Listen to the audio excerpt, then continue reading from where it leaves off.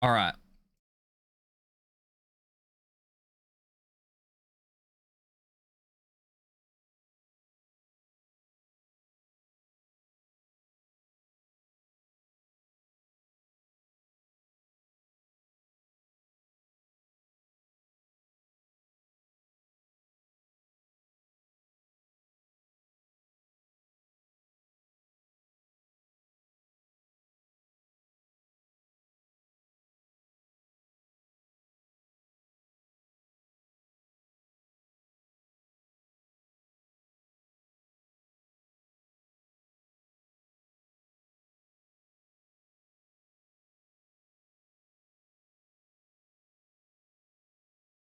Alrighty.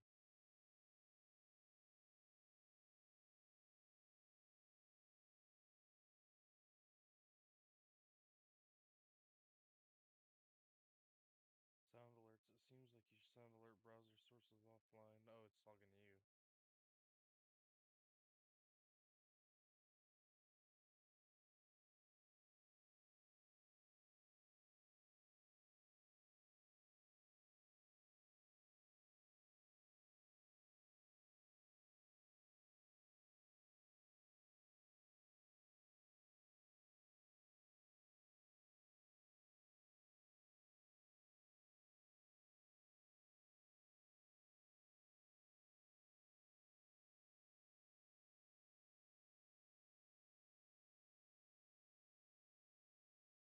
Alrighty, dighty.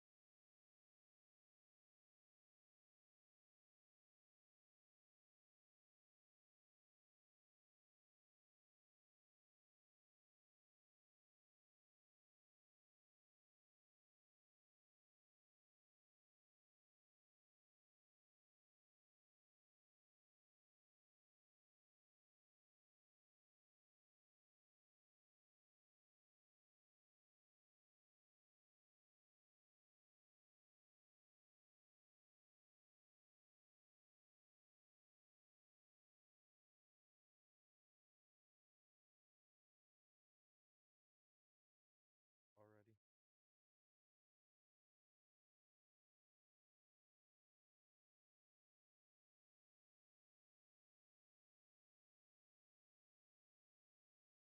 Now and just reminded myself that I'm gonna. Oh,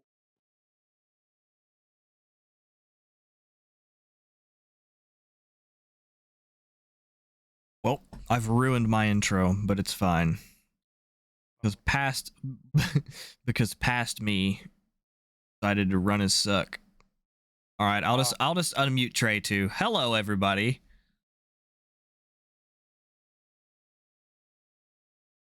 hello. How is the do? How do the do? I am just going to let this play in the background while we talk and things and stuff and things.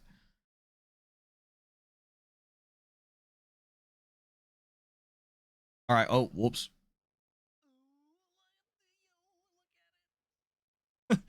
Just me fiending over Elden Ring.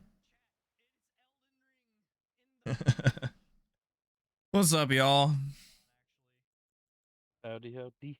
Trey, say hello. Hello. How do you do? I do. Oops. Ah, do you how do? Do you how do? Didn't mean to do that. Hello, Dev and Josh.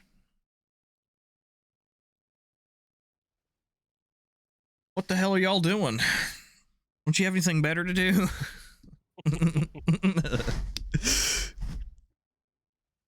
Fuck this gameplay, I'm out. I put a spoilers tag in there, Becker. Just put it on voice only. Late. I know. I know. I put spoilers in there so everyone would know. except for Becker, apparently. So, while I got you here, though, I guess it's just gonna be me and Trey talking about Soulsborne. You know, kind of we're in the home stretch here, concerning our wait for Elden Ring. It's like it's been a long 3.5 years for me. I don't know about you guys, but it's been a long fucking wait for me. I remember hearing whispers about a game, you know, they're making when they were calling it Great Rune, and that's what yeah, I think I saw it on Reddit first. I don't know. Trey, when did you first hear about Elden Ring? Probably from you. Mm, probably from the Discord. Yeah. Shortly after joining the Discord, which I'm not really sure when that was. I guess when y'all started the Discord. Yeah. Yeah, I invited you to it pretty early because it was before it was my YouTube Discord. It was just a Discord at that point. Yeah. This game But looks so good. it does look awesome. Does look awesome. Let's see. Let me turn it down actually so I can concentrate on what the fuck I'm talking about here. Basically, I don't know, like I guess I'll just start from the beginning. With like when I first played a Souls game, which was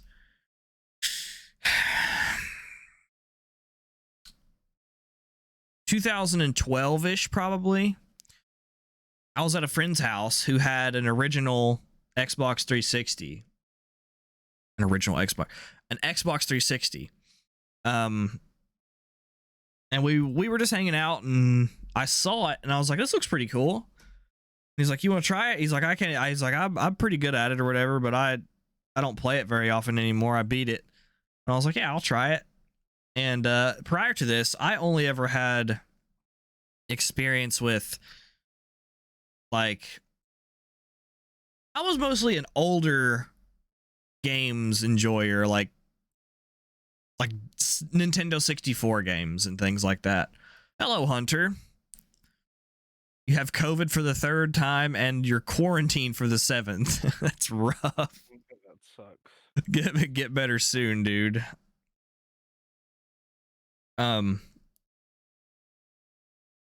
yeah, so I only played like Nintendo 64 games and stuff like that before. A lot of like Zelda and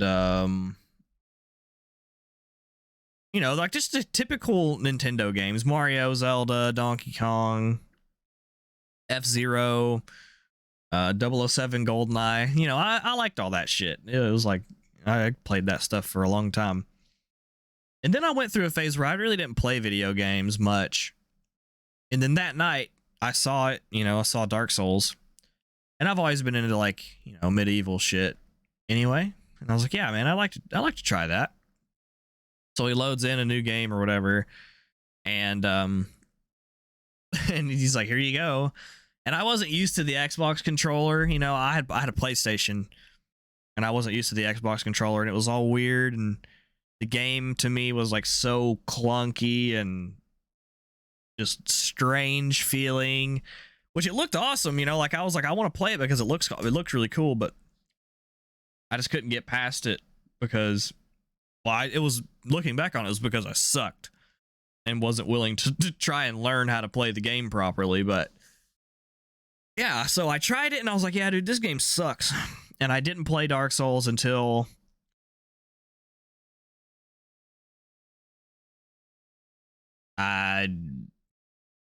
sometime in maybe 2017. Dark Souls 3 was on sale anyway. I had my very first gaming laptop, and I was browsing through Steam and, you know, buying some games up, and I saw Dark Souls 3 was on sale with DLCs too. And I was like, oh yeah, sure, I'll play that. I'll try it again, you know. And I didn't have a controller this time. I just had the mouse and keyboard. So I loaded in or whatever and make the character, and this time it was a little easier. It wasn't nearly as bad of a learning curve, and I partially lend that to the game being just easier to play than Dark Souls 1. I feel like, it's a little bit more responsive, I guess is the word. But yeah, so I started playing it and then struggled a little bit, kind of fell in and out of interest with it. I caught, me and a cousin of mine that was visiting were taking turns fighting Gundyr. Took us a while to beat him. We finally beat Gundyr. But even then, like, it took me until about halfway through the game, until I started like actually enjoying it. Like I started understanding it a little bit better. Then it kind of went either uphill or downhill from there, considering or depending on how you look at it, because that was about like this Dark Souls 3 was like the only game I played, and then I started playing the other ones again. Went back and played Dark Souls 1 and beat it, and played PvP in all of them, and played Dark Souls 2 and beat it, and then tried PvP and Bloodborne, and then I played Sekiro when it came out, and then I played Demon Souls Remake first. I didn't play I haven't beaten the original Demon Souls. I've only played it on an emulator. But Demon Souls Remake I played and beat. I don't know, and just I kind of collectively grew a respect for the franchise, I guess. Like seeing all these common things that all of the games have, all these things that the games have in common. Of course, because they're from this. And Dark Souls 2 is a little bit different because it was B Team made Dark Souls 2, but still, like, they all have like these little nuances about them, and like the attention to detail is all the same. As you can tell, it's a FromSoft game. And then, sometime around, it wasn't too long after I started really playing Dark Souls 3 like a lot, that I heard about a new game that they were making. And I was like, ooh, that's pretty cool. I was expecting to be playing it by 2019 or something, like, that was, how naive was I to say that or think that? But we were sitting here watching the Summer Game Fest. Was it Summer Game Fest? Or was it might have been the Game Awards in 20, let's see. No, it was E3 something. Whenever they first showed Elden Ring and we saw it live, and it was like, they showed the name finally for real. And it was me and John down here watching it. And we were it was like, it didn't give us a release date or anything. It was just that original trailer, the one that everyone like replayed and replayed and replayed 400,000 times. Oh yeah, I remember I made the game crash right here. I plunge attacked this person and the game crashed. I sent that in to From Software, by the way, because I feel like they need to know about that. But yeah, so my experience with Souls, like, as on a base level, has just been kind of that. It was like pretty standard, I guess, for like people who had never had any experience with Souls before, and then played it once and hated it and came back to it and ended up liking it, kind of thing. But Trey, how was your first Souls experience, like learning, like when it finally clicked for you, or like, start from the beginning, kind of? Well, I remember back when the original Dark Souls came out, the Dark Souls 1, and I think I played the beta on the Xbox 360. And I remember there being a giant spider, and I was like, nope, and I just never played it again until didn't play it again until years later. Um, and then I started playing Dark Souls 3 with you and started doing the co-op run essentially. And with a lot of help not only from you but some folks in the Discord and Ivan and I guess Cody was there for some of the beginning. Yeah, yeah. Um, I don't I'll be honest with you, I don't know if it's clicked yet. Because I'm still really bad. I think we're Uh, all really bad, but it's just varying degrees of bad. You don't ever get good in Dark Souls. You just have experience with dying and then knowing not what not to do, I guess. but I mean, I haven't put in that much time into the games yet. And I probably, with Elden Ring coming out, this looks like a game that I'm probably going to be putting a lot of time in. Not only because, well, I've been getting into the From Software games a lot more lately, but the open world aspect is what's really gonna draw me in, I think, and the co-op aspect is going to be a lot different than other From Software games in the past, just because of that open world aspect. Like right there, you're just jumping on top of rocks. That's unheard of in Dark Souls games. I know it's jumping in Um, at any rate, like just jumping at yeah, all. yeah, because you like the Dark Souls only has had that one jump animation, and it was just so different from any other jump mechanic in any other game. And right there with your usage like of magic, it's like this looks like it's going to be a very different game with all the best attributes from all the From Software games we've had so far. So I think this is going to be a very, very good experience for everybody. And yeah, I can confirm that after playing it. It's like, and I'm not going to say anything more than what the gameplay is showing right now, but like, as this was the only co-op session that I had when I played. This is me and Cryogenic playing in the network test. But like, the cool thing I found about like the open world exploration with a friend was there's no fog walls anywhere except for like leading into dungeons and places like that. So this whole free field area we have right now, like we went all across the map. Like we went from one end of the map to the other together and just explored, and like the way they changed around items and things, say like Cryo is a host and he kills, something. Well, I can pick up certain items that enemies leave behind, as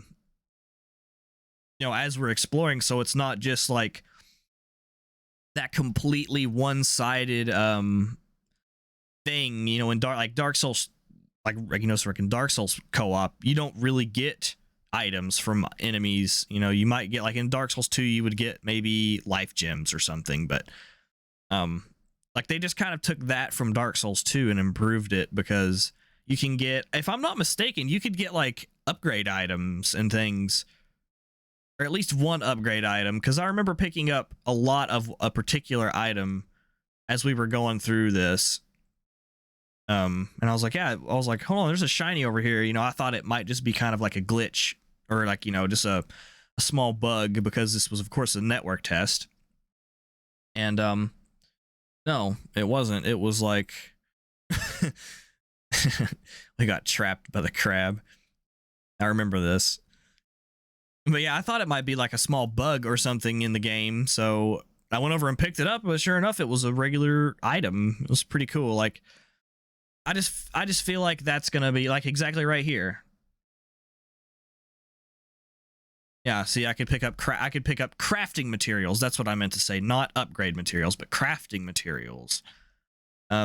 Which was pretty cool, because if you're out in the world and like just exploring for the first time, or that you're going to go to a certain area for like a field boss or something, you can kind of plan around that, learning what enemies drop what things, and be able to craft like healing items or arrows, or anything like that as you go through with your friend, which is like that might not be like a huge deal to most people who play open world games, but with From Software co-op and that kind of thing mixed right in together, that's like huge for us From Software nerds, because we've never had anything like that before, really. And I don't know, it was like more seamless, kind of, because they have a new, it's a new way to summon friends, but it's just basically a tweaked version of what you would do, like laying down a summon sign, which is basically all you do. But now they built in a multiplayer menu to the game, so it's not as like, I don't know, like indirect, kind of like, because Dark Souls, it doesn't really, I mean, unless you just go and read every item description, you're just going to pick something up or get it from an NPC and be like, oh, okay, and then not really look at it after that. You know, it might take you up halfway through the playthrough, or like a whole playthrough, until you get to the new game plus or whatever, and realize, oh, this is a red summon sign. I could lay this down and, you know, I do PvP in a controlled environment, or, you know, oh, this red eye orb, I can invade people, or, you know, a covenant or anything like that. Which I'm actually eager to see about Elden Ring's covenant system. I don't know if they're gonna have, like, you know, the same, like, covenants in the same way as like past games, like, so, like, you know, Dark Souls, but seeing as how, you know, you have this space here, you know, on your health bar, I'm sure that is not just there for, you know, UI aesthetics. I'm sure that's there to show what covenant that you're loyal to or whatever. And with that, there's probably going to be PvP covenants as well. Which, you know, I have reason to believe that there would be, like, maybe in Legacy Dungeons or something, there's going to be a covenant that would guard at least one. I know there's going to have to be. This is just me speculating at this point, but there's going to have to be some kind of auto invasion kind of thing, you know, like maybe Aldrich or Watchdog kind of thing.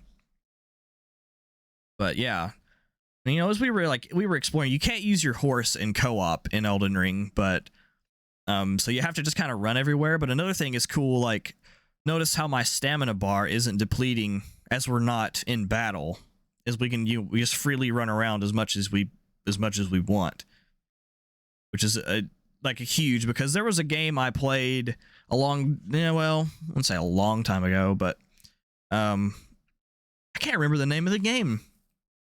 Something Dragon. I think it was Dragon's Dogma, maybe.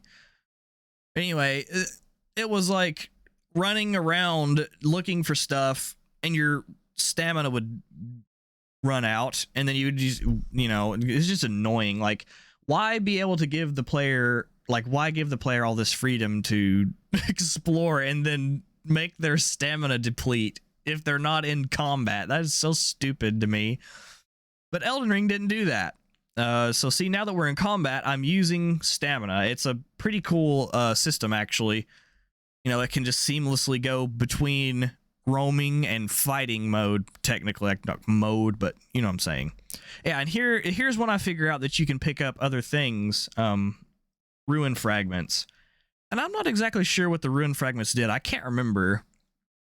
I might show my inventory in a second and we can figure it out, but I don't know. The world, at least a small part of the world that we got to play during the network test, it felt like it was not just like empty space, you know, like that was kind of my main concern about the whole open field or open world thing with Elden Ring. I was like kind of worried that it would just be, you know, like 10 points of interest on a huge map, and then everything else is just open, you know, world, and like that's not ideal in my opinion. You know, it's just kind of like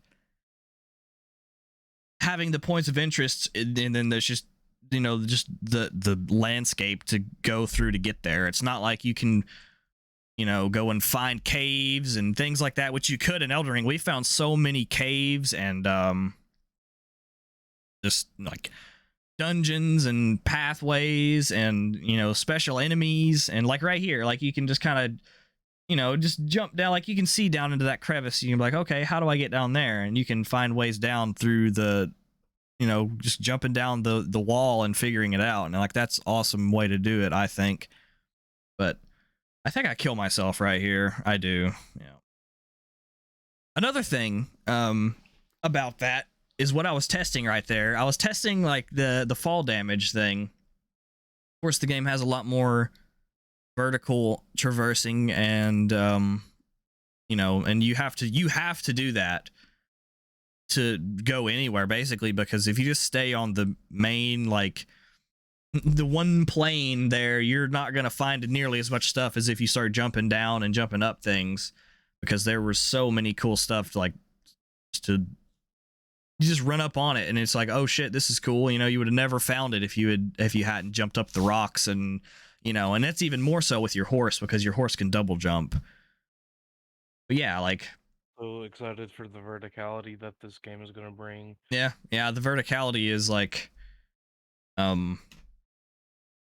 such a small change, and like thinking about it, like just as a general, any person that plays video games and has never heard of From Software before, or never cared enough to look into From Software, go to any game and you're like, oh, here's the jump button. Every game has a jump button, and that's like not a big deal. It's no one thinks about having a jump button is a big deal. But then if you play Dark Souls or Soulsborne games and you have that stupid double click circle or L3 jump crap, which I happen to do that a lot accidentally. If you're a fan of the channel here, you do know that I like to jump accidentally. But anyway, yeah, like adding that into the Souls formula is like, that's huge, because you get the same kind of gameplay, like that crisp gameplay, and you get like the attention to detail, like which I'm showing right here. Like, just look at that shit. Like, this is awesome. Totally From Software. Like, you can tell right there that is From Software. Even if you didn't know this was Elden Ring, you could just be like, oh yeah, that's Miyazaki right there. I think verticality will affect PvP in more ways than plunging attacks, because so you're going to be a master. I honestly do think that verticality might have maybe not a huge role in PvP, but like it will be another way to throw in mix-ups and things like that for, once everybody goes through the game a couple times and learns weapons and learns like the Ash of War system and all that, and they kind of come back to make a build, I think that they could start using a mixture of the verticality and the Ashes of War kind of thing to like do mix-ups. Like, you can do things in Dark Souls 3, like the PvP is just far advanced in Dark Souls 3 for like, people who still play PvP. It's got so far above what anyone probably ever imagined for it at this point. But you can still add in just simple mix-ups, like removing, or having a weapon art shield in your offhand, and like, just quickly swapping to a straight sword from a big weapon and guard breaking somebody, or something like that. Just simple mix-ups in PvP that, wouldn't. Oh, hold on, I missed some things. Jinsei 1233, thank you so much for following. Welcome in. And also Tasha, thank you for gifting a sub to, who did you gift it to? To Hunter. Hunter, welcome back. Hold on, let's get some weasels in here for Tasha and Hunter. There we go. You got lots of weasels this time. Oh yeah, how much experience do you have with the genre then, Jinsei? Is it just Dark Souls 3?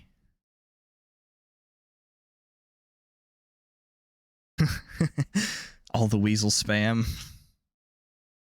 Oh yeah. Oh, by the way, guys.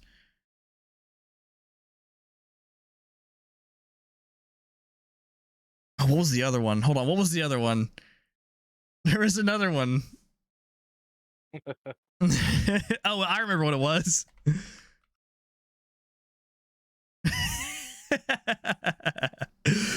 Oh yeah, there we go. All the weasels. Yeah, you know what? Actually, Hollow Knight is a Souls-like that I haven't played. I generally didn't play a whole lot of Souls-like games, but some of my friends did, and that, you know, they're all like practically, well, Ivan was practically begging me to play Neo.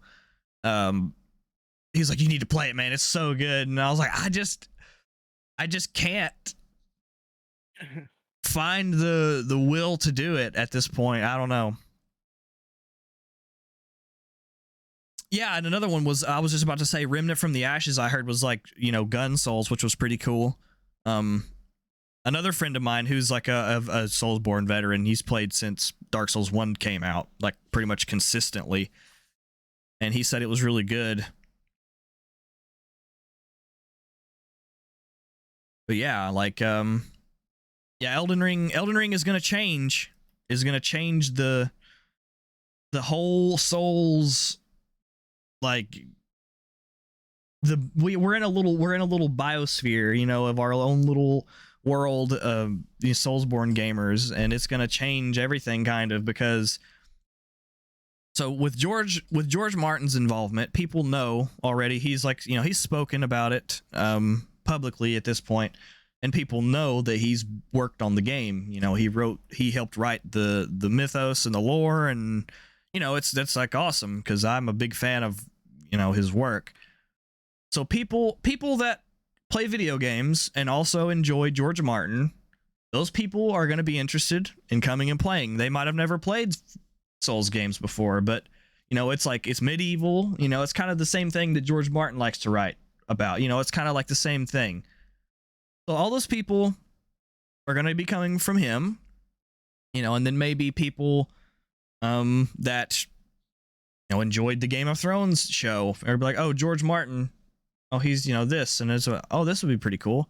So there's just going to be people coming from all over the place, like, and just regular, just gamers that, like, you know, RPG enjoyers are gonna, you know, I see people all the time saying that I've never played a Soulsborne game before, but Elden Ring I want to play, you know, and they've never had any prior experience, which is awesome to me, because that just is going to be able, like, it's like going to be like kind of a gateway drug, you know, they're going to come play Elden Ring and then be like, oh, I want to play the previous games as well, and then there's, you know, and then the games are just going to be staying more lively than they would have otherwise. Fresh meat. God of War came out today on, I came out on PC, didn't it? They released it for PC, but I bought Elden Ring instead of that game because I'm more hyped for Elden Ring. Trust me, you're amongst friends here. It's gonna go from Souls-like to Elden-like. I'm gonna quote you on that, because in a couple years here, because like I planned for the next couple years for just me to be, I'm gonna be like super heavy into Elden Ring, of course, for the first couple years anyway, you know, streaming it and making videos.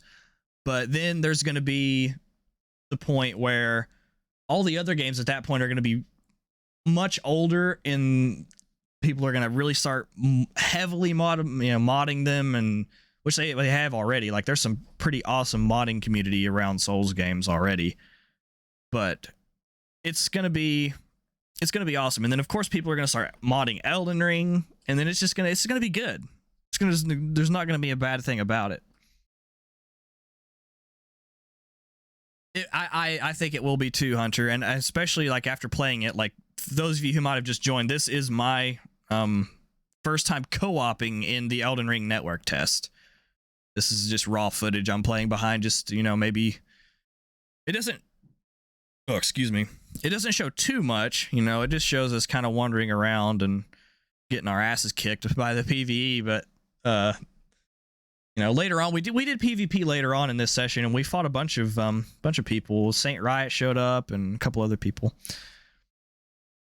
But yeah, it's just gonna be like that. I'm gonna be playing Elden Ring for the next couple years pretty heavily, and hopefully, you know, of course I'm gonna stream it, like I said, and then I'm gonna hopefully make some fun, like, co-op runs and things like that I did in Dark Souls 3. Kind of what got me started in YouTube was my hillbilly run Hello, Sticks. Welcome in. But yeah, you know, hopefully, and I'm not opposed to making more you know, like guide type videos, because I mostly play PvP these days in Souls games. And a lot of the people that watch me play are into PvP more so than PvE as well, but I feel like Elden Ring also could open up a big opportunity for people that like PvE, like challenge PvE runs, you know, maybe like, I mean, just think about it. Like, think about all the new opportunities for doing no grace runs or anything. It's just gonna be crazy.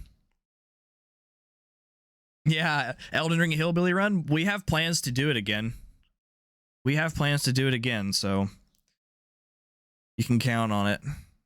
I have to bring the boys back together. Although the 4-player cap is going to be kind of a rough workaround.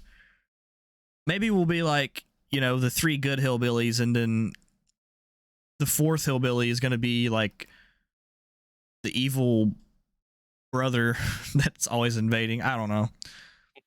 The evil hillbilly brother. I'd be down to partake in that. I get to be the evil brother, though. Sure, come on down then. You have to do it. You have to do the whole thing. You have to through the whole game. You got to do it. I'm down. Like the whole game. And also, I wanted to ask, what do you guys think about the probability of DLC for this game? 100%. Seeing as they made no Sekiro DLC, really, other than those like that reskin thing update, but that wasn't a DLC.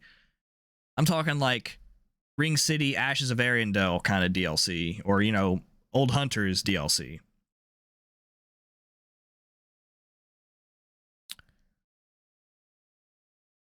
I've been telling myself that for years, that it's gonna come to PC, and I hope so. I mean, I really hope so, but I've kind of given up hope on that at this point. Bloodborne is so good, though. Like, I kicked myself in the ass when I played it for the first time, way late, you know? And I was like, I came into my Discord, and I was like, you guys need to, like, just line up and kick me in the ass individually, because everyone was telling me to play it. And, you know, I got a PS5 on launch day, and then played Demon Souls Remake. And I was like, oh, Bloodborne's free on PlayStation Plus or whatever, you know? So I got it, and it turned from a Demon Souls machine into a Bloodborne machine. I play Bloodborne way more than I do Demon Souls Remake.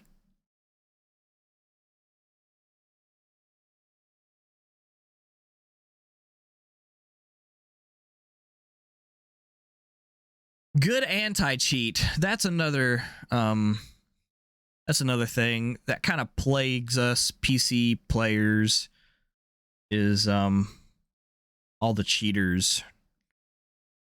And it's kind of driven the community even more divided than it was before. It's divide, like, unfortunately, the way the co-op and PvP is in these games, it is a good thing to people who like it, but it's a bad thing to people who don't. And you can't ever have a decent conversation with somebody who doesn't like invasions. And if you like invasions, you know, they just will not. They're like, yeah, like, you know, like, I've seen people like threaten other people's lives over invading, and I think it's funny, kind of, you know, like, because, I mean, it's funny, come on. But, you know, it's like one of those things where you have an already divided community where there's the mass majority of people are playing PvE, you know, and a lot of those people in that category are doing co-op runs, you know, just PvE mostly. And then you have the people who casually invade sometimes, you know, they know their way around and they can invade. And then you have that small group of people that are like die-hard PvP players. And you're taking that small, little tiny group of people in a grand scheme of things and splitting them up even further when the cheating situation got so bad that the community started making their own anti-cheat stuff. And it really, like, overall, I guess it's been a positive thing for the community as a whole, because it's, you know, it's allowed people to keep playing the game online without having to worry about you know, getting sent to New Game Plus and getting their save bricked, or, you know, whatever. There's so many stupid big cheats and hacks that people use nowadays. But then two separate people individually started making their own anti-cheat, and then that even further divided the community, because, oh no, I only use Pyre Protect. Oh, I only use Blue Sentinel, and if you use Pyre, you're whatever, and if you use Blue Sentinel, you're a cheater. And I'm not gonna get into my opinion on that, but it's just, I don't know. It's kind of made it in my opinion, it's a kind of a bad thing, because From Software should have made a better anti-cheat to begin with. It shouldn't have ever made it to the community's hands to decide. Like, it's not up to the community to decide what is the cheater and what is not the cheater. You know, they should have had that shit figured out before, you know, they even put the game out, or at least made a patch up. Like, somebody at From Software has to have seen, like, a G9 and like just a G9 invasion. Like, he runs into, and he's on console. Like, that's glitching is different, of course, but still, you know, why? Like, someone's had to have seen that, or like watched a Malcolm Reynolds video where he just goes around and just sends people to the Shadow Realm for no reason. And then they're like, they'll send him hate mail and be like, bro, you know, why did you do that? And he's like, oh, play a better game with better anti-cheat. Like, that doesn't make sense to me. Like, that does not make sense to me.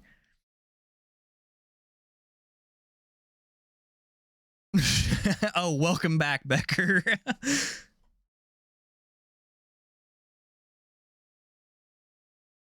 Oh my god, that's pretty dumb. That's pretty dumb. Yeesh. That's something that I saw people complaining about with Elden Ring, you know, watching it like, oh, it's just Dark Souls 3 open world. And it is not. It is not Dark Souls 3 open world. If anyone actually says that, they've either not played the game themselves or they're stupid, and I'm sorry. Maybe that was a little too harsh. Just maybe I meant just wait until you play before making such a harsh judgment on the game reusing animations.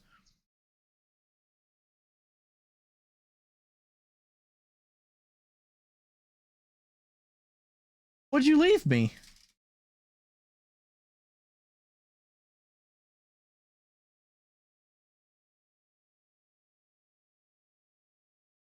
Oh, that'll work. So yeah, coming from just using melee, I'm pretty excited to try out some mage builds and some archer builds as well. I think there's going to be a better uh, opportunity for archers and bows and arrows, especially with the size of the playing field that we're going to be left with. So we're gonna see some really interesting stuff, especially with all the new players that haven't ever played any From Software games before. I think there's going to be some pretty interesting stuff being created. Yeah, they're definitely, because like, besides Dark Souls 2, a bow in any of the other games is kind of just silly, you know? Like, it's just one of those things. Like, you could probably have fun with like a PvE bow run, you know? Like, that'd probably be pretty cool. But even then, it's tough because they never really made the bows usable in any good way. Like great bows, maybe, but I don't know. Like, and I can say I don't think I show it in this particular clip or this video, but when I was going through by myself, I started a couple new characters and tried out bows, and I tried out magic, and I tried out just melee. And I will say though, the bows are actually probably going to be able to be built into a decent build, because it adds in things like in the verticality, like the jumping thing adds a huge. It seems like it seems like a small thing, but like being able to jump, stationary jump, and shoot your bow over enemies' heads, like that's just a huge thing. Such a neat little thing that you would never have with any of the other Souls games.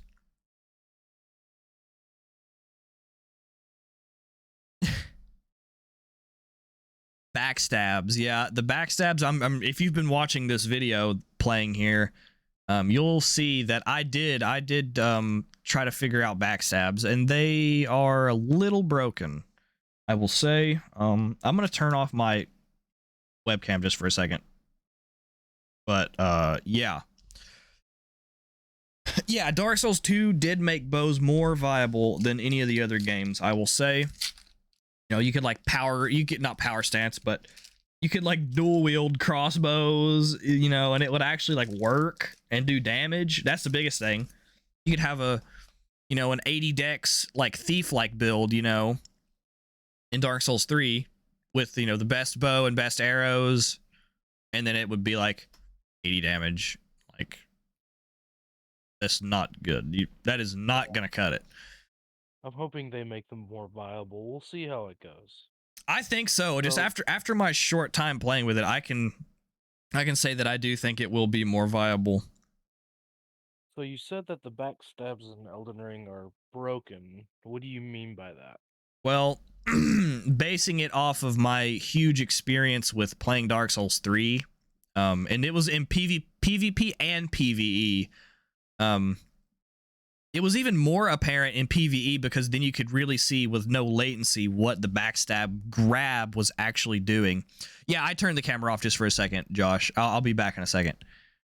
I'm eating. I don't want to like just be chowing down. Yeah. No, it didn't feel super janky. It didn't feel like super video gamey either. It felt only like it was necessary to be able to traverse the world like you're supposed to. It didn't really feel, you know, like it was unnatural or, you know, anything like that. But, yeah, like going back to the backstab thing, the backstabs, like there is a grab system in effect, like there is in Dark Souls 2 and 3. It's not like instant backstabs like Dark Souls 1 or Demon Souls. There is a grab system. So like, you know, if you go up and you're not quite close enough to their back, but you hit R1 to do a backstab, you'll just whiff the backstab, you know, and still clip them sometimes for a little bit of damage. But even on very good connection with people that I knew were close to me, and we always have good connections anyway, like low ping and low latency. It was basically if your character is in any forward or side to side motion away from you, or even running like even to you, like just parallel to you in front, if you tried to backstab them, you will not get a backstab.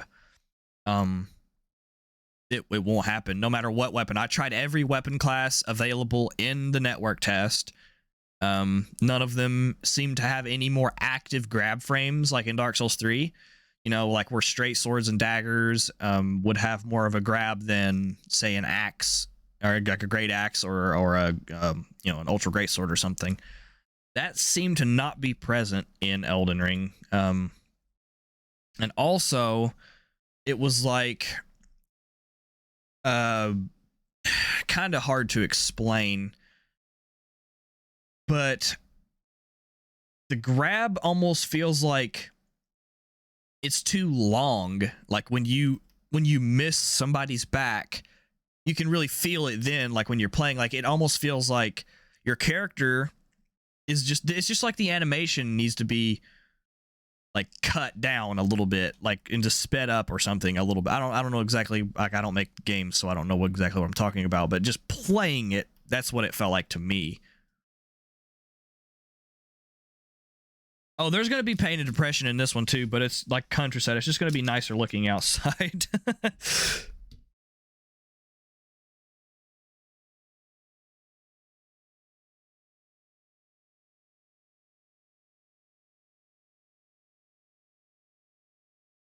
Nope, you cannot. That was one thing I tried immediately. Backstabbing parry attempts. And unless you just have a godlike read, you know, and they parry super late as you're running up to the back, you won't get it. You will not get it. It will not happen no matter what you do. Yeah, or that, or just spam parry. And even I did have some people spamming parry, with like small shields, you know. Still didn't get a backstab sometimes. It was a hit or miss thing. Pretty weird. But yeah, so Trey, as a question I was gonna ask you, so coming from a background of playing RPGs and shooters and things like that, what kind of impact did Soulsborne games have on your like just whole outlook on gaming as a whole? Like what did it make you think about differently about like wanting out of a game? Patience. Patience, definitely patience. Especially coming from something like you said, like RPGs and first person shooters, where in first person shooters, the PvP, you can, depending on the game mode you're playing, if you die, you can just run right back in there, no problem, and there's not really any consequences other than a kill death ratio. An RPG like Skyrim is incredibly forgiving, especially compared to the earlier Elder Scrolls games like Morrowind, where it just tells you where to go, and if you die, sometimes you can get unlucky, but if you're, used to it, you're quick saving every, 15 minutes or so. Patience is one very big thing that you have to learn for Dark Souls, because if you don't, you're not gonna get any better. You have to be able to memorize um certain things, like how a boss will, like a move set that a boss will use, and this is prevalent in other games as well, but it's just not huge in a lot of things. And you just, there's a very big learning curve with Soulsborne games, and many different aspects that you will not get in almost any other games other than Souls-like games. I agree. Yeah, it was a huge reality check. One thing that kind of did help me a little bit as far as fighting large bosses in Dark Souls was I did play Monster Hunter World before I got into Soulsborne games, and that did help some as far as pacing goes and learning move sets and things of that nature. But it's a beast of its own. It really is. Yeah, I agree. Um, the most experience I had with like fighting big bosses before Souls games was probably um Zelda, like Twilight Princess. They kind of made that game where it was um everything was big and intimidating, like bosses were huge and intimidating. And I remember kind of being a little bit of a snob when it came to like, because I was like a huge fan of um Majora's Mask and Ocarina of Time. I mean, like I remember playing them when they were new games, like going to Blockbuster and getting Zelda, like renting Zelda, you know. And I remember like those were the first two games I ever 100% completed. Was Majora's Mask and Ocarina of Time. And that kind of, I guess, like taking a game to that extent, like playing a game to that extent, kind of makes you learn a lot about the game itself, you know, and then you then that might even change your outlook on games as a whole. And I think that's about where my whole like depth perception on games kind of came into effect, because like those were like the best games I've ever played, you know. Those were the best games I ever played at the time. And you know, it makes you like feel emotion when you play, like you beat the game, you know. And like I remember the very first time beating Ocarina of Time, when you're running down the spiral in the castle and you're like timed at the top, you know, after you beat Ganon and you're running down, and I was like, holy shit, this is, you know, it's intense. And you know, I was just a kid, just a little kid playing, and it kind of made me want more of games that did that. And I never really found any games that did that after playing Twilight Princess, which again was like, I stopped playing games for a while and then came back, and I had a GameCube. I was like, you know what, I'd really like to try to play Zelda again. So I got Twilight Princess for the GameCube, and it was excellent. Like I was kind of like, I was getting to this, but I was kind of a snob about it. Like, there's no way it could be, you know, as good as the original two games on Nintendo 64, you know. And I kind of got over that. Like I put my ego to the side and played it anyway. Which I'm glad I did, because it was like, wow, I was like, why did I play this before? You know, I waited a couple years to play it, and it's just, it was like that, you know. And it was like, okay, this is a really good game, and I 100% completed that one as well. And then it was like, after that, it kind of reinvigorated that like want in me to play games that were like just good like that, you know. Like, and that's not to say that's the only thing that makes a game good. Like, of course, like any different person's going to tell you any game, you know, it's going to be different games for everybody, like that makes a good game. But I liked that feeling like of accomplishment and like things that would make you want more of the game, you know. Like emotion is a big one. Like, you know, you can feel like the tension, or you know, the sadness of the game, or whatever, you know. And after Twilight Princess, I kind of stopped playing video games for a while. Not for any particular reason, I just didn't play them.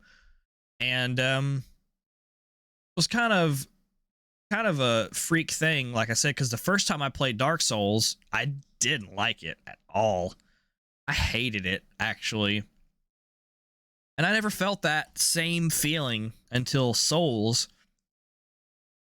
But then after it clicked with me, you know, after I played Dark Souls 3 and it clicked with me, I never had felt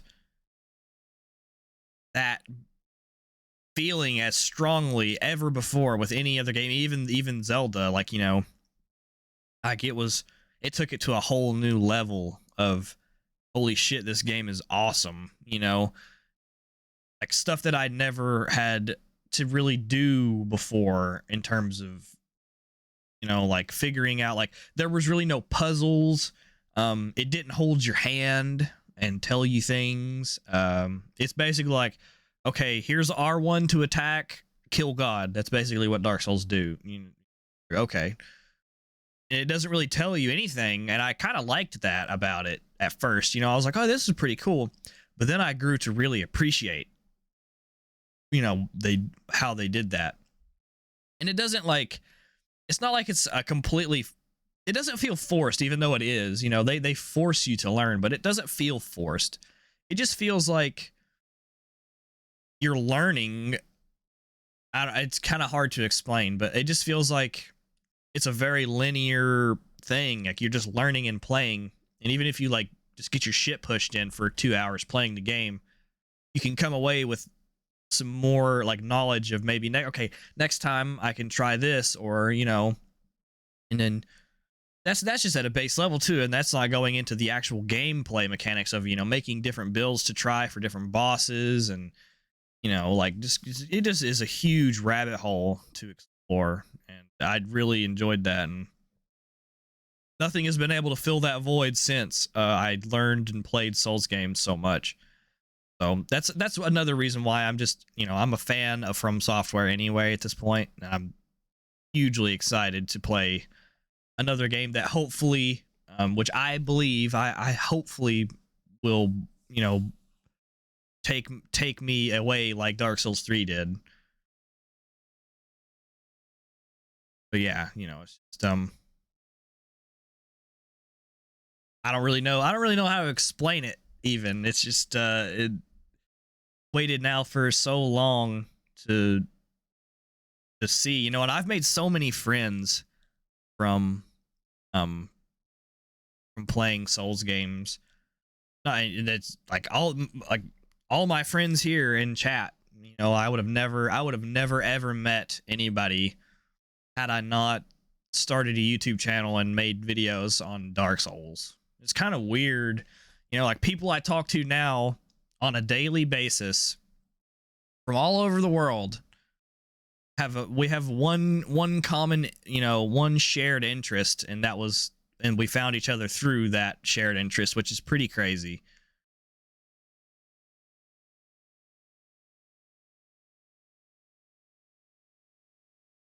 Elden Ring is the first game that I've been excited for since probably Red Dead Redemption 2.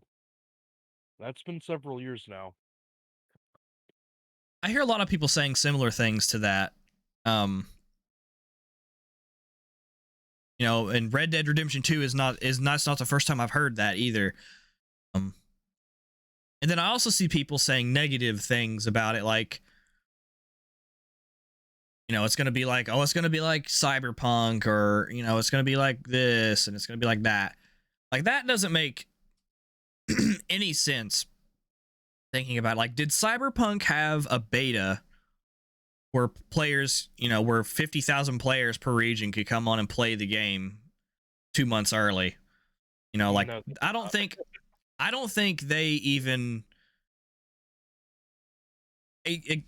they always do this too. Like, they always put out a beta, like a closed beta, where you can sign up to play. And to me, that's a very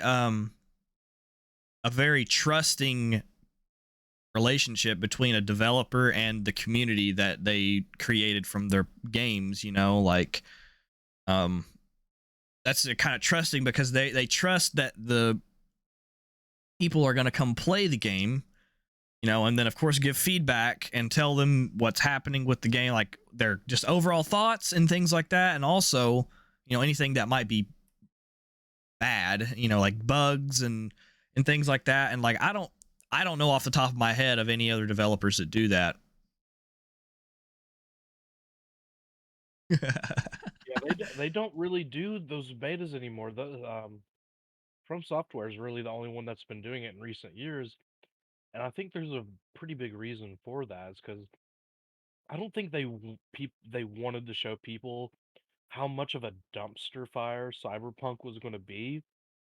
So they're like, let's just release it and have people spend all this money, and it turned out to be the way it did. It 'Cause if was they a had dumpster if they fire. had if they had that initial beta,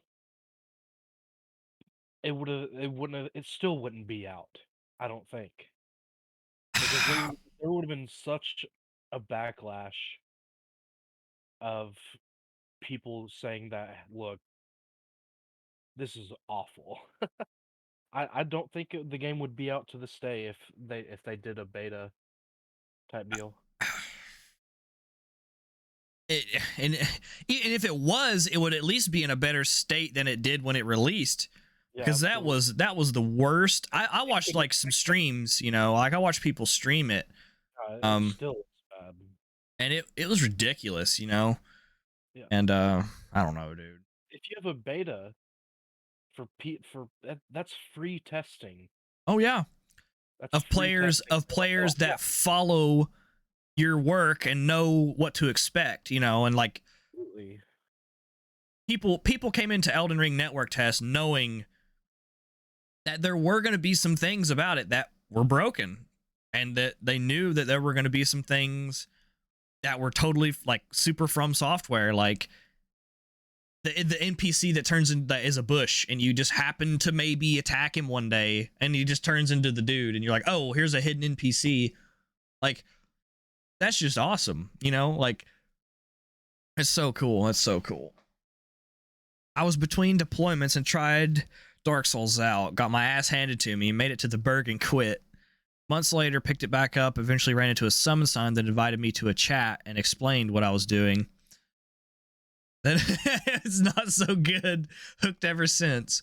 See, exactly like that. Like, the Dark Soul, like, it's kind of like what happened to me. It didn't involve any other players, but yeah, that's just kind of what happened to me. I mean, I'm glad I came back and played it because this has been awesome. The spell looked like elvish runes from Lord of the Rings. Oh, the little AoE spell that the invader cast earlier. There's a lot of cool rune like things in Elden Ring. Like, you see that same rune engraved in all kinds of stuff, which I'm pretty sure that rune is going to show its importance at some point, you know. When we get the full game, we'll figure it out. I mean, yeah, they have been working on it, but to be completely honest, I would be fucking ashamed if I released a game and it was like Cyberpunk on release, especially after hyping it up for like what, 8 fucking years? 8 years. Some people have waited. Some people heard about Cyberpunk when they were 12 years old and played it finally when they were 20 years old. And it was a complete letdown. Yep. How mad would you be if that happened to your like game that you've heard about for so long? Like, I might quit playing video games. Like, I might not ever play a video game again. I would be so mad. And then, okay, so as you can see on the screen here, this fight is it only happens at nighttime on this bridge. And as you can see, this guy is like super, super tough, just a random patrolling mini boss type guy. During the day, this is just a standard patrolling like captain or whatever, you know, you see them around. But then at nighttime, it's this Black Knight character. And we didn't know that. We were just meandering down through, you know, and saw this guy. And it was just super cool. It was like cool, like, oh yeah, we broke him right here though. But it was super cool because it was one of those things like typical Souls where you're just exploring, and then something just out of the random happens, you know, and you're like, oh shit, and this enemy drops from the ceiling, or, you know, kind of like in the Cathedral of the Deep when the curse enemy drops from the ceiling, you know, the spider enemy. It's just kind of one of those kind of experiences. There were so many cool things like that happened in this network test. And I can say with full certainty, though, that there is a piece of every past FromSoft game, like modern FromSoft game, saying from Demon Souls to Sekiro. There is a part of every FromSoft game in that time period in Elden Ring, and it's awesome.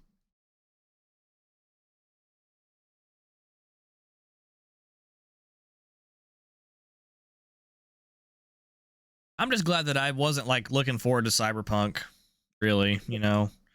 I'm glad. I'm glad I wasn't. Like I said, I might not even be here today playing video games. I don't know. I might have rethought my life decisions and became a hermit or something. I don't really know. I'm lucky enough to be file sharing with a buddy of mine that ended up buying it. And funny enough, it's kind of like who was it? Yeah, it's kind of like Good Hunter. He's in denial Like when it first came out, he was just oohing and ahhing and acting like it was the greatest thing ever, and I knew that horrible mess. And to this day, he swears by it. He's played through it like 5 or 6 times now. Like, I mean, he's putting his money where his mouth is, man. He's really he went through that game. It's not a short game. Yeah, It's not yeah, it's not it's not particularly long, but it's not a short game either. yeah. There are good aspects about the game, though. Yeah. I could see what they were going for. They could have done better. Let's be real. They could have done better. I think I think just the biggest part of the whole letdown was seeing all the things that like never really came to fruition. Like I can't think of anything right off the top of my head, but actually I was just the other day on where was I? Anyway, I was reading about it and they were the people that had been waiting were telling, their firsthand experiences with it after, whatever a year or whatever it released. And just let everyone know what their expectations were and what they actually are after playing it for a while. But I don't think that's going to be the case with Elden Ring. Mhm. I do It's gonna not. be a masterpiece from the start. It's gonna be good. It's gonna have its time where it's gonna be. And it's in this first couple months, maybe it's gonna have to have some PvP patches, and things like that. Someone's gonna find like an infinite stun lock or something, or of course, um, I tested it personally, and like moveset swapping and Estus canceling are still able to be done in Elden Ring, which I think everyone turned that in from software, so they have to know that that is there, which isn't good. Like that needs to be bye bye. Have whatever Absolutely. opinion you like about it, but it is not good to keep in the game. It's gonna be fresh and it's gonna be right off the bat. They're not gonna have any reason not to get rid of it. Um, you know, but it's gonna go through its patches, and things, and that's another thing. I hope they keep the patches going for more than a year. Like they patched Dark Souls 3 for like a year and some change, and then never patched it again. Ever patched it. Like, and then after they did, like, they didn't patch it the last patch, and then people found out about two-handed murky and just like all the just all that dumb bullshit that Dark Souls 3 players deal with that could have been so easily patched, you know.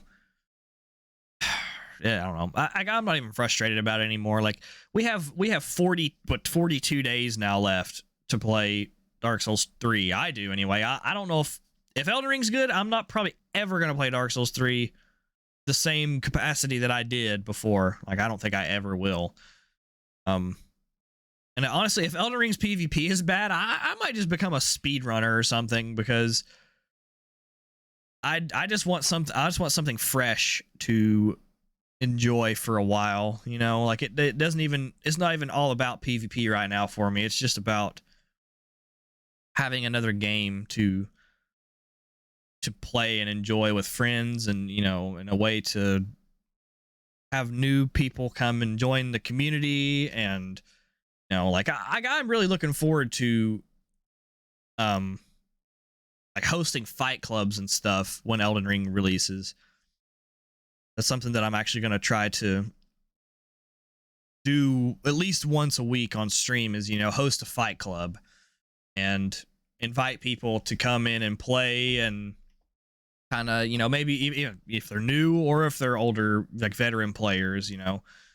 uh I would like to do that, like host fight clubs and just have people come in and just play and have a good time, because every once in a while in Dark Souls 3 you'll still get that. You'll place your sign and you'll just come into a fight club, and it's just like just a chill fight club, and you just have a good time playing, and it's like you don't really think about it, and it's just fun and it's good. It's just a good experience. And you I really can think the PvP is going to be excellent in this game. I'm excited. I mean, I'm definitely excited for PvP. You know, like that's what I do now. Like I'm just a PvP guy, but it's to the point like where I'm so excited, like thinking about it. Like I think about it like this: all of us that play Dark Souls 3 now, it's like we have all this knowledge of items and weapons and terms and locations from not only Dark Souls 3 but previous games as well. So, you know, you have like all this huge collective knowing of the games. Elden Ring is new. Like there's not going to be anything about it that's the same. Like there's going to be so many new weapons and places and terms and just everything. It's going to be like completely starting from scratch and learning it all again. Looking at this armor set right here on the screen, that's probably going to be a more of a basic armor set, and it just looks so good. And I'm really excited to see what the more um not advanced, but just the armor that you're going to be able to collect throughout the game, and the more uh as you go in the in the game, what that late game armor is going to be like. I feel like there's going to be some crazy armor sets in this game. I'm pretty excited for that as well. Definitely going to be.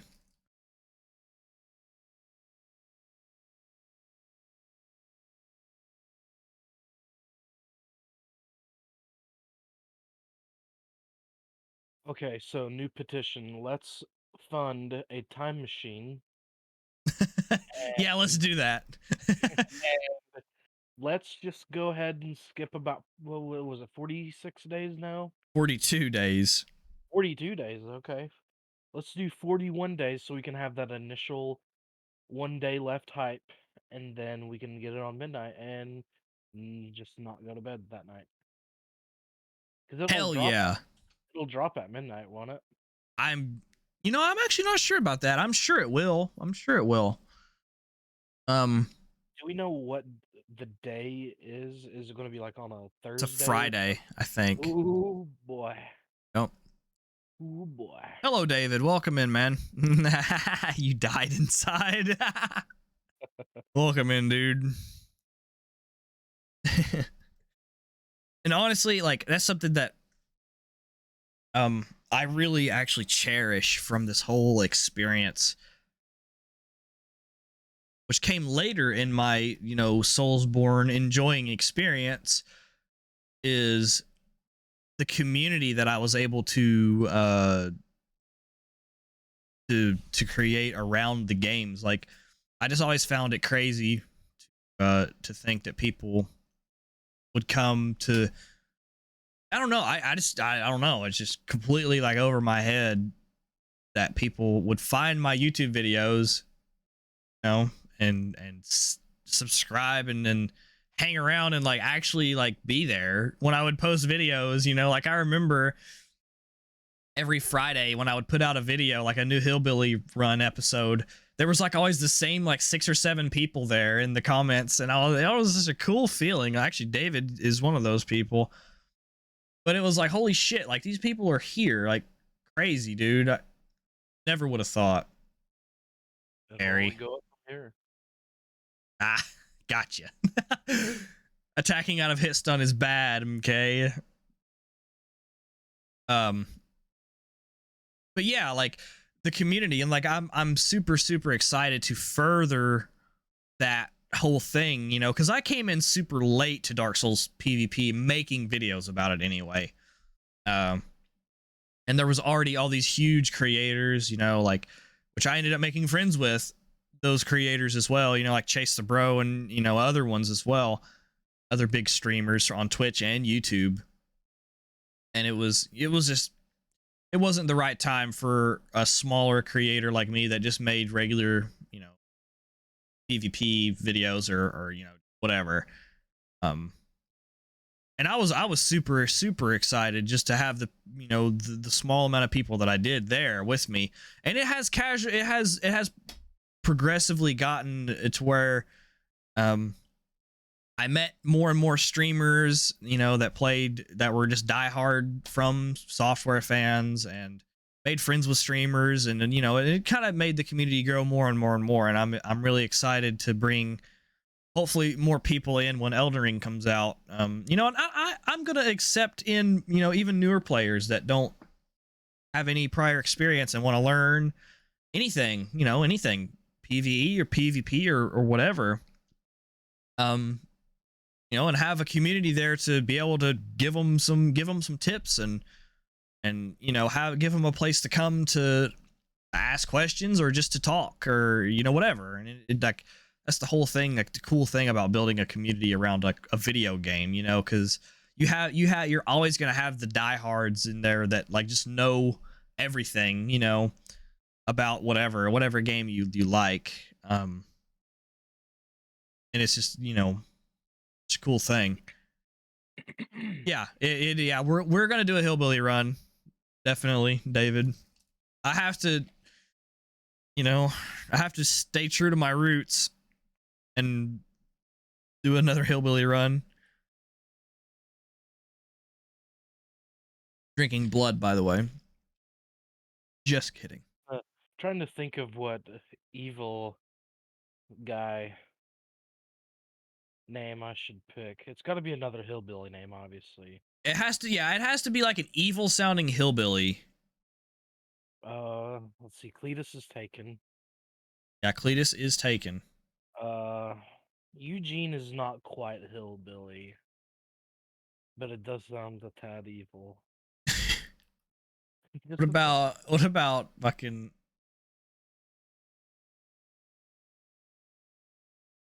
Let's see, what would be a good evil hillbilly name? I am here for it. I'll have to go through. I'll have to look around, Trey. I'll have to look and see. Let's see what the viewers have to say. Viewers, give us your best evil hillbilly name. Bo. Like spelled Beabeau. If it's spelled like that, then it's evil. Definitely. By the way, if anybody is interested in seeing that, I will put that here for your viewing pleasure at your leisure here. I have a few really fun co-op runs on my YouTube channel. That one of them involves Fox here in chat as well. Let's Control V that a couple times. There is a link to the hillbilly run from 2 years ago, I guess. A year ago. I don't really, how long ago was that actually? Let me look. Don't make me cry. Yeah, Bo is a good one. Yeah, Bo's pretty good. I like that. Beauregard. Okay, no. Like posh evil. Ooh, yeah, about a year and a half ago at this point. The very first one I uploaded on June 6th of 2020. Actually, and the hillbilly run is how I met Pac and Ivan and just everyone, dude. It's crazy. I talk to those guys like regularly. Like we all know each other now. Like know things about each other. You know, like in real life, friends would know. You know what I mean? Like it's crazy.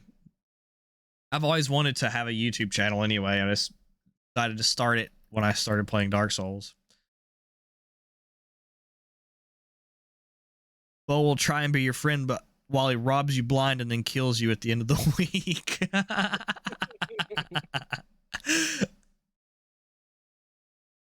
Billy Bob Scroggins.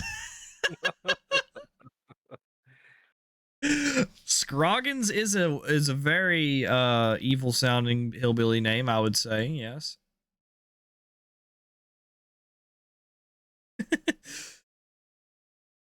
So did anybody else here in chat play the network tests for Elden Ring? And if you did, I would like to hear your thoughts on the matter, because only a handful of my known people that I know, only a handful of people that I know got to play it. Yeah. Oh, by the way, David, look at this.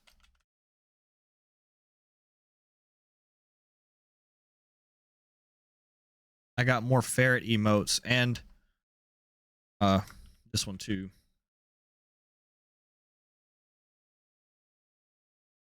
Merle. Merle would be pretty good. Merle, yeah. Yeah, he was the evil brother of Daryl in The Walking Dead, or Merle Haggard. Yeah, yeah. Yeah, I was lucky enough to have a PS5 to do it, you know. Of course, when it comes out, when Elden Ring comes out, I'm going to be playing it on PC. There's no doubt about it. And even so, like playing it on PS5, the game looked really good. There were some obvious like console problems, you know, but that's probably just me being a PC shithead. You know, like draw distance and anti-aliasing and things like that. You know, you can tell. But they did a really good job. Like From Software, the art direction is just crazy anyway. So good. You can just, it oozes style. Just, you know, everything you look at has like little engravings or like jewels or anything on it. And if you can't tell, like the particle effects, like this wind and the fire and all that stuff is hugely improved from Dark Souls 3. Like huge. Larry, Daryl, and Daryl. You would have to spell one Daryl different, like Darrel or Darell or something like that. Daryl and Daryl.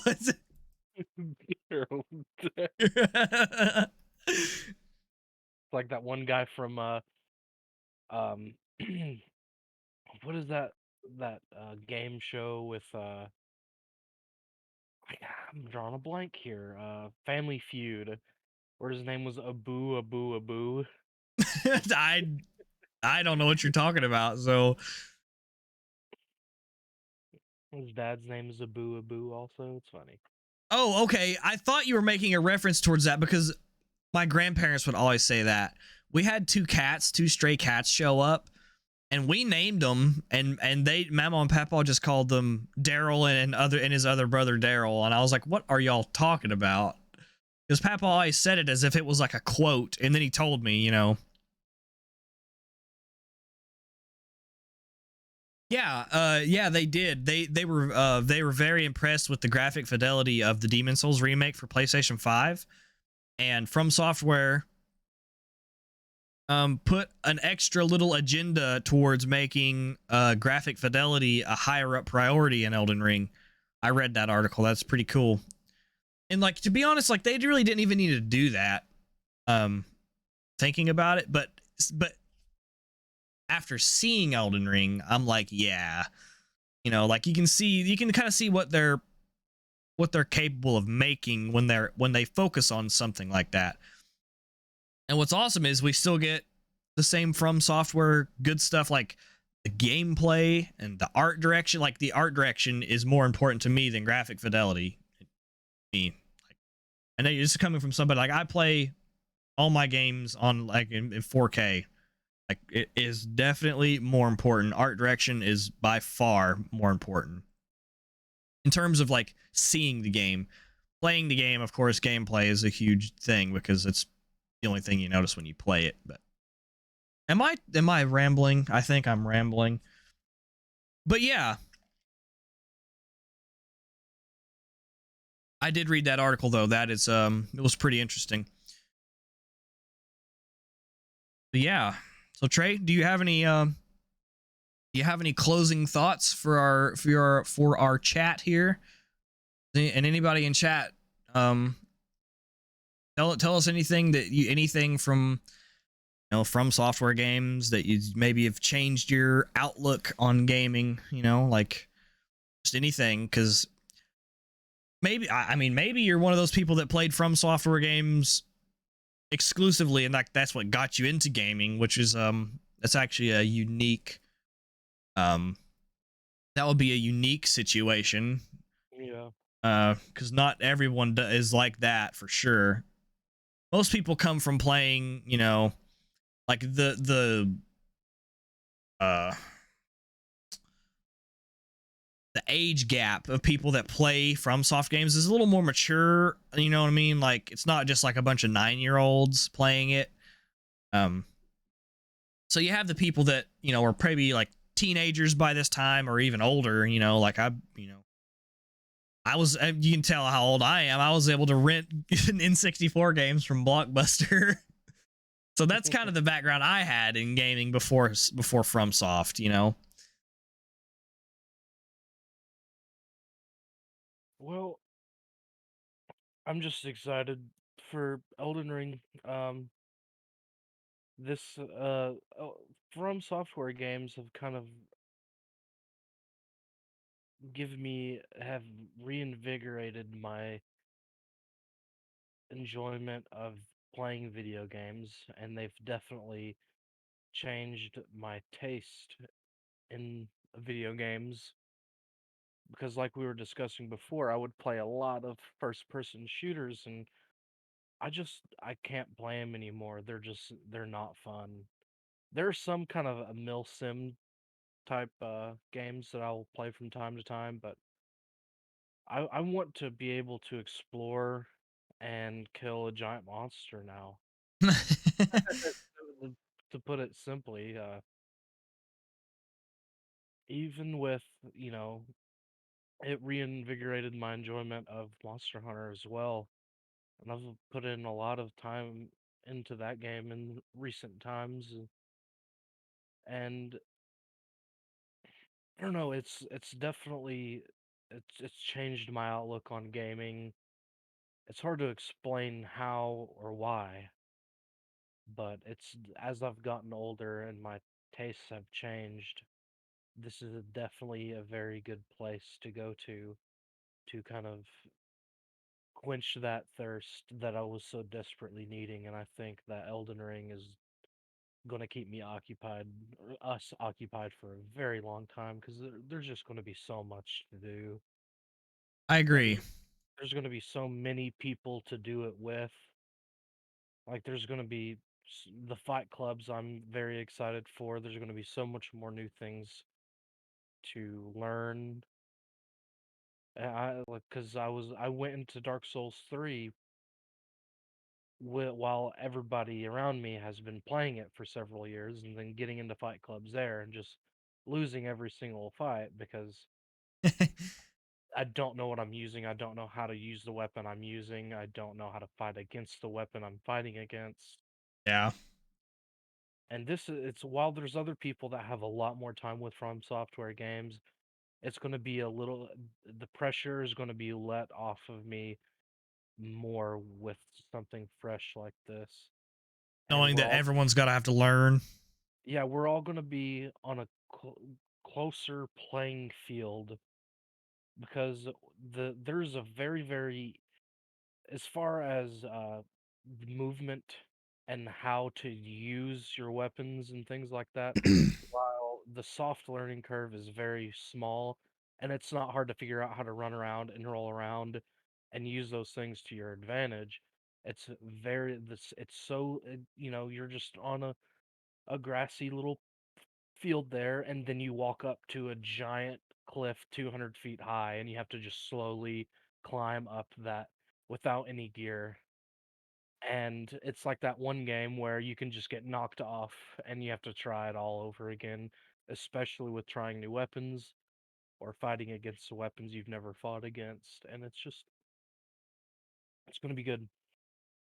I agree. I agree. Um, well, and chat with that, I think I'm gonna head out of here. I had a lot of good stuff to talk about today. I've been wanting to do this and just kind of sit down and chat with somebody about Soulsborne and about Elden Ring and just everything as a whole, because we're getting so close now to Elden Ring's release. I will say that I enjoyed your all's company. Let's go find a Raid, which I've already found. Let's go say hi to my friend Gopher. He is live. He is live doing invasions right now. Go say hi to him for me. Send some weasels his way. I'll be in chat there for a little while as well. Trey, thank you for being here with me. Chat, thank you for listening to our ramblings about games. And yeah, I'll see you guys soon. Don't do anything I wouldn't do. Take care, chat. Guten Tag.